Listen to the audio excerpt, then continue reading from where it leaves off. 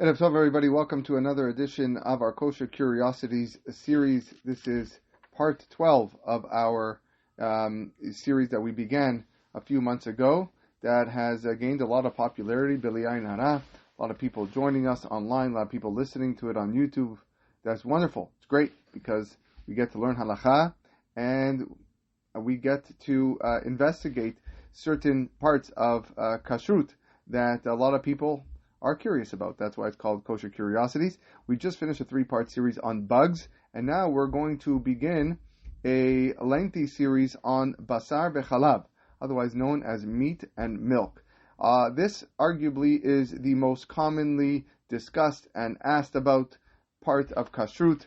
It is, we have our kitchens, we have separate sinks, some of us have separate ovens, separate dishwashers. We're going to tackle all of that. It's going to take a while to get through, and I hope that you remain with me from now till the end, because each section, each part of what we're going to study is important and practical. And although you might not be looking for this specific answer that we're going to address today, but I guarantee you that everything that we're going to learn about basar b'chalav is very much relevant, and I'm sure you have come across maybe a question or an inquiry of the sort that we are going to speak about today. So, and in the future classes, Bezrat Hashem. So, as we normally do, we start at the beginning of the parak, at the beginning of the section, by Pnei Halacha, Rabbi Eliezer Melamed. That's who we are learning by, and we will see where we get to in this half an hour. So let's begin. He begins his chapter 25 in his kashrut section, Basar Bechalav. He says, Asra ha-Torah lebashel basar im halav. The Torah forbade us to cook meat with milk. Shnei Emar, as the pasuk says, Lo tebashel gedi b'halev imo. Person cannot cook a kid in his mother's milk. That was actually found. It's found 3 times in the parashas and the Torah, as we're going to see. The first part, the first time this is mentioned is actually in Parashat Mishpatim, which we read a couple of weeks ago. Shalosh pe'amim nizkar isur ze b'Torah. As I mentioned, there are 3 times in the Torah that this isur, this prohibition, is mentioned. Lelamdenu, to teach us. Sheshlosha chalakim leisur. There are 3 parts to the prohibition. Aleph, isur lebashelam yachad. There is a prohibition to cook the meat and the milk together. Bet, im bishlum yachad asur leochlam. If you cook them together, you wouldn't be allowed to eat them together.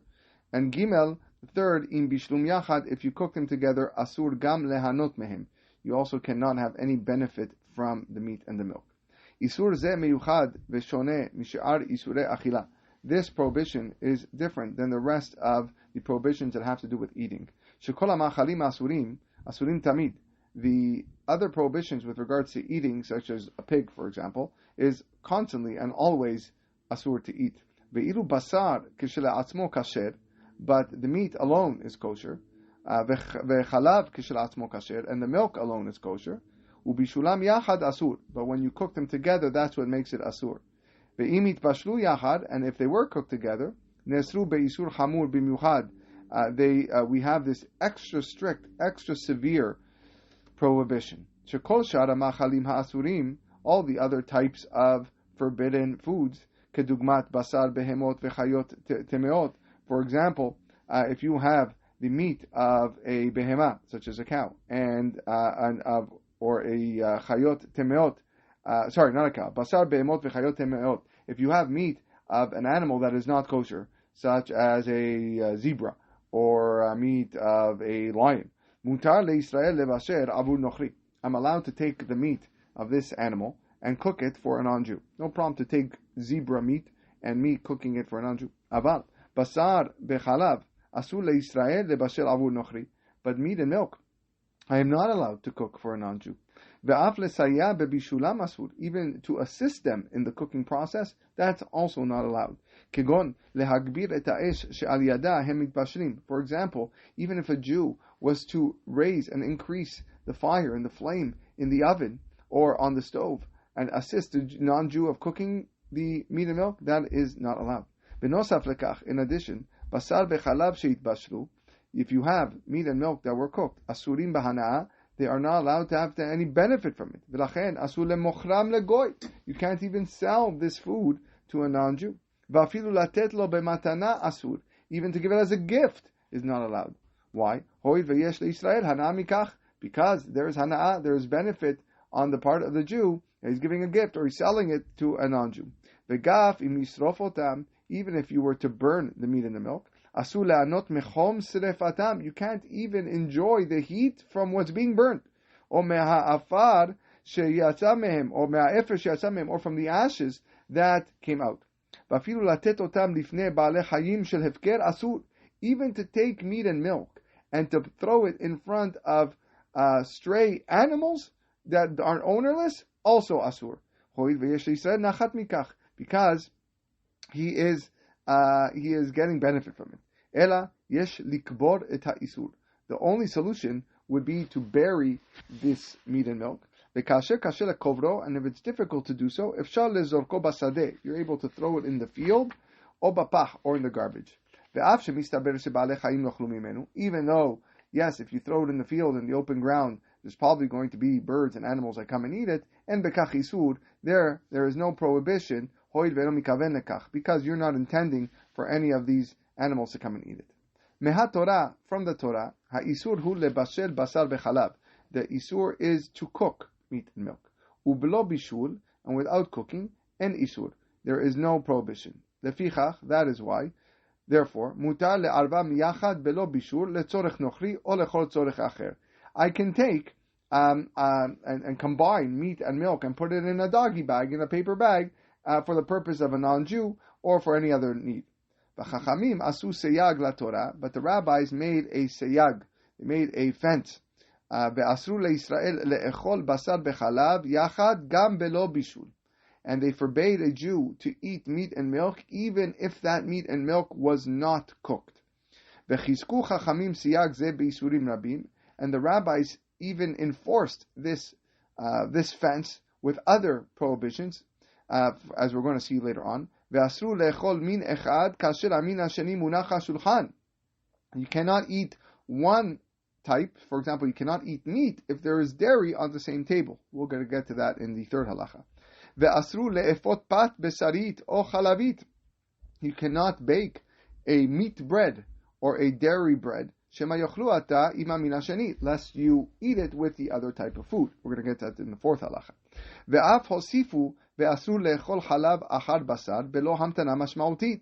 The rabbis also said you cannot eat meat so you cannot eat dairy after meat without waiting a certain amount of time. And you cannot eat meat after milk without cleaning your mouth. We're going to see that actually in the next chapter. So we have to wait a few halachot before we actually get to that. We're going to explain all of these reasons later on as we go by. Next halacha.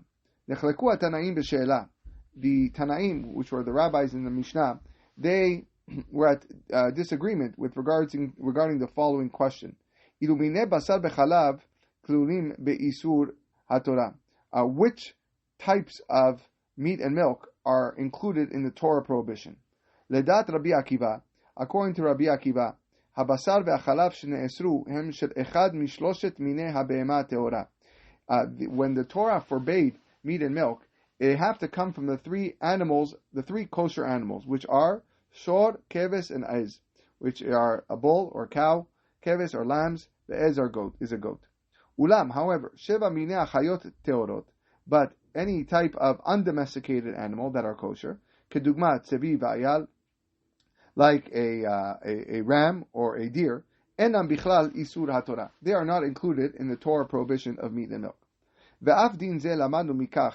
We learn this law from the fact that Torah chazra shalosh pa'amim al isur lo tevashel gedi b'chalev imo.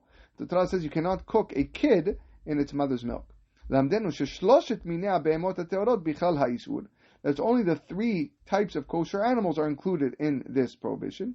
V'ilu minei chayat tehora, the undomesticated animal, ve'of tahor, and also a kosher bird, ubehemot chayot temeim, and non-kosher animals, enam bichlal ha'isur, are not included in the isur, in the prohibition from the Torah. Ha'evdel ben behemot lechayot, the difference between a behema and a chaya, sha'behemot mebuyatot v'chayatot ena mebuyatot. an animal is, when we say behema, it's really domesticated animals such as cows and sheep, and a chaya is not considered domesticated. Since a cow is usually found in the property of man, it is very much possible for a man to milk his cow and at the same time shecht one of the offspring. The Torah forbade us to mix the meat from one animal and the milk from another animal. And the reason why the Torah gave the example of a kid with its mother's milk is as follows: the milk of the goat is abundant. There's a lot of milk. Sometimes a goat will give birth to 2 kids. And after the gedi, these kids, these baby goats grew up or became larger, they would shecht one of them in order to eat from the meat. Or even though the mother is still nursing the second kid, sometimes that's what would happen. They would actually eat the meat of one of the children with the milk of the mother. This is all according to Rabbi Akiva. Udat Rabbi Yosef Aglili, the other Tana, Zemos Rabbi Yosef, Gam Shiv'at Minei Hachayot Teorot Bichlal Isura Torah. Even the other undomesticated animals are also included in the prohibition of the Torah prohibition of meat and milk. The reason is because they also, their meat is kosher, their milk is kosher, and therefore they're included. Aval of eno bichal ha'isur. But a bird is not included in the isur. Hoil unekevat ha'of en chalav, because there is no milk found in the female bird. V'yesh omrim, there are those who say shegam basar of bichlal isur Torah. Some say that even the meat of a bird is included in the Torah prohibition. Hoil v'gam hu min basar, because it is a type of meat. And the proof is the only way you can eat chicken is that you have to actually shecht it. Lemaase nifsak kedat Rabbi Akiva. The halacha is like Rabbi Akiva. Sheisur Torah chal rak al minei behemot. According to Rabbi Akiva, and that's the halacha, that the Torah prohibition only falls under domesticated animals. Umidivrei chachamim, but from the rabbis, asur leechol gam minei chaya va'of.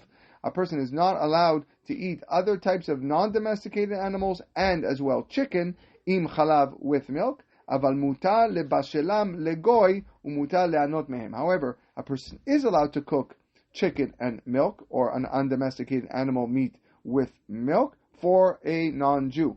And as well, a person is allowed to have benefit from this type of mixture. So a person can sell chicken and milk combination and make money out of it, or sell it to a goy. That would be allowed. So that is the source with regards to what is considered a Torah prohibition and what is considered a rabbinical prohibition, and where chicken and birds fit in all this. The third halacha has to do with eating on the same table, which we already mentioned, but we're going to explain about it a little bit more now. Tiknu Chachamim, the rabbis established, shebe'et she'adam ochel ma'achal besari, that when a person is eating meat food, lo yeh munach al shuchano ma'achal halavi. A person should not have any dairy foods on that table. Ube'et shehu ochel ma'achal halavi, and when he's eating dairy foods, lo yeh munach al shuchano ma'achal besari. He should not have any meat foods. Kedesh lo yit'ayeh le'ochlam yachad, in order that a person should not make a mistake and err to eat them together. Velo rak basar behema bichlal ha'isur. Now this is not only with regards to meat of a domesticated animal, ela af basar of vechaya. This also applies to chicken. A person eating chicken cannot have dairy on the table. Aval mutar lemi shachal basar lehachin ma'achale chalav lifnei shavru alav shesh shaot. However, if a person is preparing, a person ate meat, but he wants to prepare dairy, that is allowed, even though 6 hours haven't passed. Of course, 6 hours, as we're going to see later on in the next chapter, is, according to most opinions, the amount of time that you need to wait before eating. Because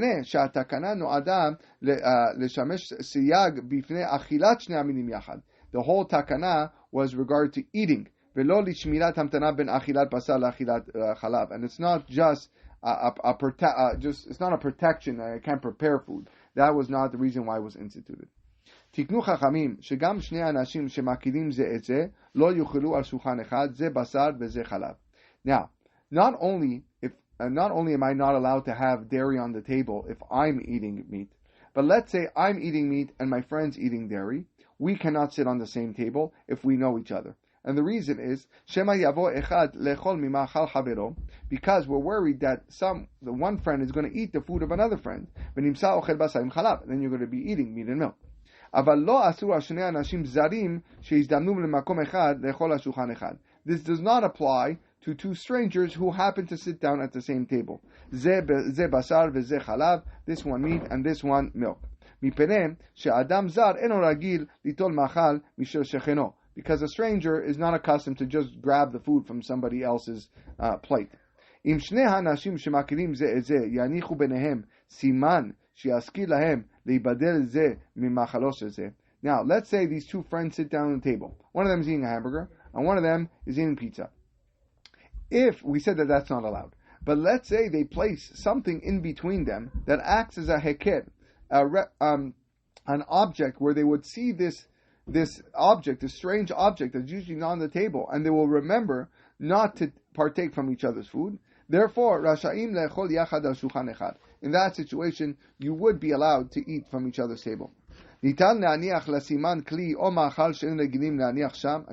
the best thing would be to put a certain utensil or vessel that is not normally placed on a table, or a food that is not normally put there. Or also you can spread a separate tablecloth or a mat, a placemat that is different than the next. If they are sitting far from each other, where it is impossible for one person to reach over and take the food of the next because they are sitting so far apart, in that situation, you wouldn't even need a particular object there as a reminder because you are far apart enough. If someone finished eating meat, a person is now able to go and sit next to his friend who is eating dairy, and while you who ate meat, you can now start eating parv foods, even if 6 hours have not passed. Halacha Dalet has to do with dairy bread and meat bread. A very important halacha. Gazru chachamim shelo lalush batzek shel lechem bechalav. A person should not knead a dough that is dairy bread. Shema yishkechu she'alechem chalavi ve'yavo leochelo im basar. Because we are worried that the person will forget that this bread is dairy and he's going to go eat it with meat. And the same thing, the rabbis also made a decree not to knead the bread with some sort of meat grease. I guess this was good for the bread. Because you might forget that this meat is now meat. And you will come to eat this meat with this bread with dairy. Let's say a person made a mistake and he added butter or milk to his dough, and now he has a dairy bread. The rabbis established that this bread cannot be eaten.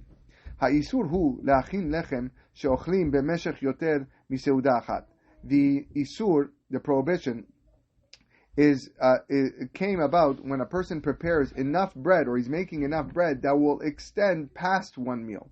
אבל מותר להכין לחם חלבי או בשרי כשיעור שבני הבית יסיימו בסעודה סמוכה. A person is allowed to make dairy bread, a person is allowed to make meat bread when it's just enough for that meal. כי אין חשש שעד הסעודה סמוכה ישכחו שהוא חלבי או בשרי. Because they know that bread is being made for that particular meal, and I know this particular meal that I made this dairy bread, I'm having dairy food, and I'm just having, I'm eating this bread with this meal, and therefore it's fine. The issue is if I make a lot of bread that is dairy, and then I toss it in the freezer, I keep it on my counter, and someone will come and grab that bread and eat it with meat, and that's where the problem is. V'chen mutar la'achin lechem chalavi o besari. He's also allowed to prepare meat or dairy bread. Kasher meshanim et tzurato shel halechem. If you shape the bread in a abnormal way. Ve'ofan shebnei habayit yavinu shedino shoneh ve'yibareru imhu chalavi o besari, where all the members of the household will see this bread and they're going to go, oh, that's weird. Why is this bread shaped this way? Ah, I know why. Because it's a dairy bread. Oh, I know. My mom shaped the meat in the shape, shaped the bread in the shape of an M. That means it's meat. Or we could say milk, whatever. So maybe the M is not a good example. But there's a siman in the shape of the bread that a person will realize and understand this is either a dairy bread or a meat bread. However, you need to know that a person cannot do this siman for the purpose of baking and selling it to other people. Shema yu anashim shelo yasimu lev siman, because it could be a lot of people don't understand what your siman is. It's only when it is a siman muvhak, it is a standard siman. Let's say you put a knot at the end of some sort, or you cut in an X. Okay, that would be your dairy bread, where everybody knows mutar. Kemo pita, for example, a pita shedvuka alea gvina tzehuva or tetzuat basar, right? Where you might have you might put some cheese against the pita, yellow cheese, or a strip of meat. You have to have some sort of siman over there to know. Haisur udavka balechem. The prohibition is specifically with regards to bread.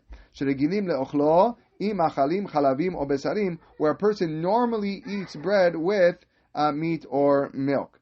V'chen karkarim shelaitim ochlim im gvina ulitim im naknik, or you have some buns where a person would eat dairy with or a hot dog. Aval ugot, but if you have cake, ushar ma'afim, or other types of pastries, mutar le'achin chalavim o besarim, you would be allowed to have a dairy, a cheese bureka, or a meat bureka. That is fine. Hoil b'derech klal en ochlim otam im basar o chalav, because they're usually a standalone product and they're not eaten, or a dairy croissant would be fine because you're not usually eating that with meat. It's not, bread is a staple food that gets eaten with other foods. That's why we're worried about not other pastries. Let's do one more halacha and then we'll conclude for today.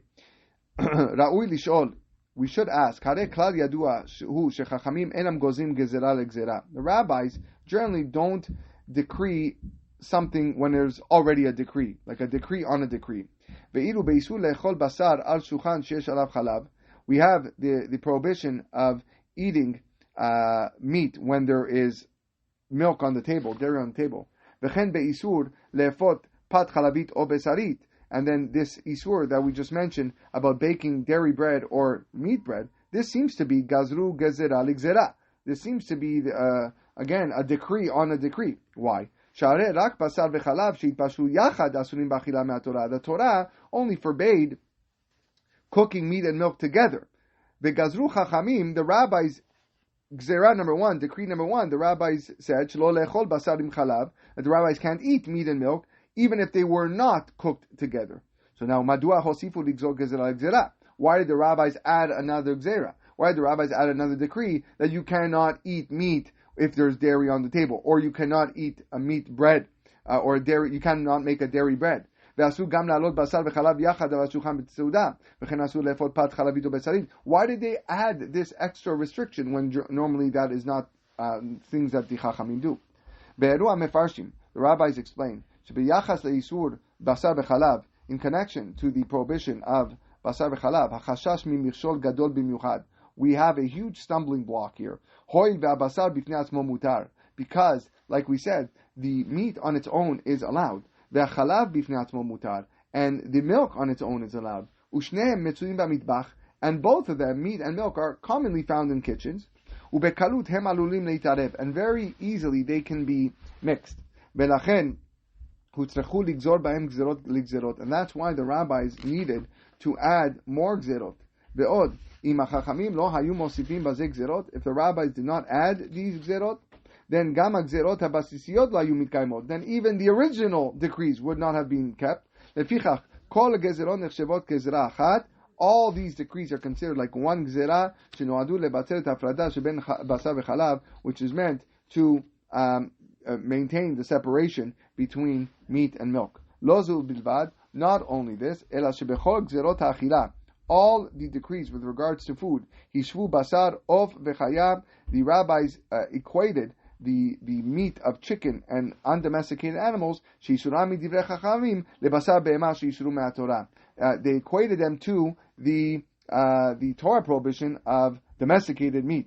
Because if a person was to be lenient with regards to chicken, God forbid, yit'u lehakel gam bibasar behema. A person might, God forbid, come and be lenient with regards to actual meat, domesticated animal meat, which we said is a Torah prohibition. We're going to pause here for today. We're going to conclude our first section of Basar V'Chalav. Of course, there's a lot more to talk about and a lot more to discuss over the next few weeks as we go about this very, very much discussed topic. Thank you, everyone, for joining us this evening, and I hope you join us next time, B'ezrat Hashem, as we continue this topic of meat and milk, Basar V'Chalav, in our Kosher Curiosities series. Everyone should have a wonderful night.